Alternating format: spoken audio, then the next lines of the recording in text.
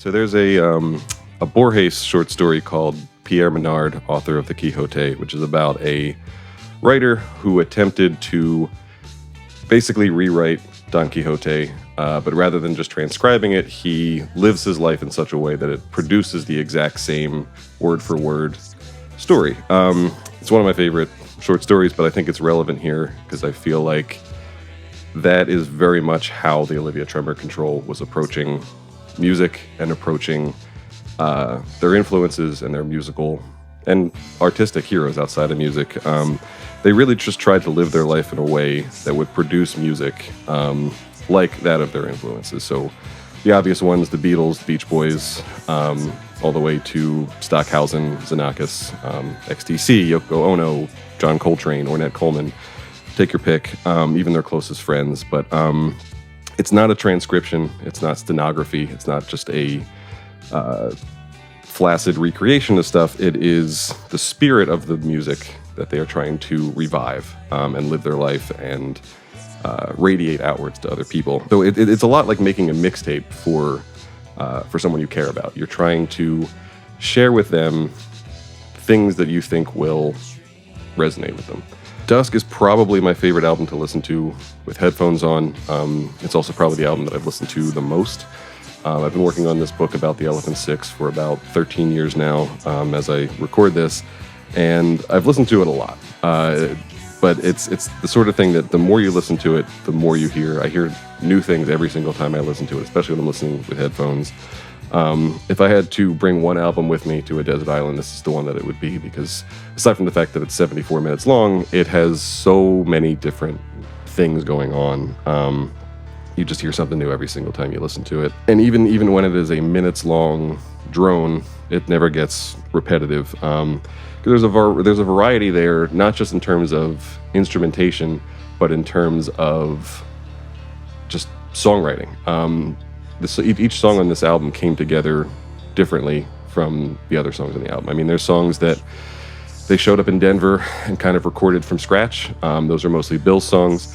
There's other songs that were pretty close to done by the time they showed up in Denver, and they just did some overdubs or had Robert kind of work his magic on. Some of those songs were, before they were even Olivia Tremor Control songs, they were Synthetic Flying Machine songs, which was the band that Will and Bill had with Jeff Mangum before Jeff left to focus on Neutral Milk Hotel stuff. Opera House, the first song on the album, was originally a Cranberry Life Cycle song, which was the recording project that Will and Jeff had early on.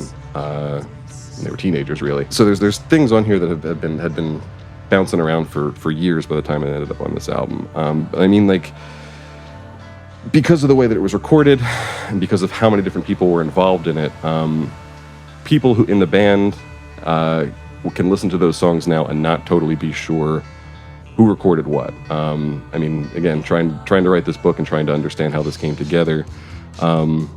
So many cases of sitting there with Will or Bill or Robert or whoever and saying, you know, who played this bass line or who was doing this or that. And they're not totally sure, which I kind of love. I think what sticks with me about this album more than anything else is the joy that's there. There's a sense of optimism, but it's not the optimism of, you know, we're happy with everything that we have right now. It's the optimism of curiosity, of searching, of believing that if you keep looking and maintain that curiosity, that you will eventually find what you're looking for, even if you don't know what it is you're looking for. And I don't know that they ever found that, but I think that that sense of searching, that sense of curiosity is really powerful on this album. You know, this is a record that was recorded only a couple years after Elephant Six as a whole was founded, in part by Will and Bill, along with Robert and Hillary, and Jim McIntyre and Jeff Mangum. Dusk kind of works as like a statement of purpose for the collective. It's a document of the ambition, the brio that they founded the collective to support. It's a record that was made with very little money, a record that was made with almost no expectation that anybody else would hear it.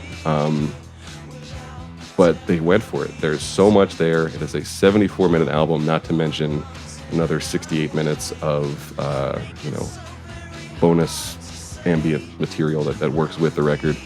It's a debut album. They very easily could have kept it to 35, 40 minutes and save the rest of it for another record, but they just left it all there, and they went for it. And I think that's a really beautiful lesson for anybody to take away, whether you're a musician or an artist or just a listener. It's a beautiful message.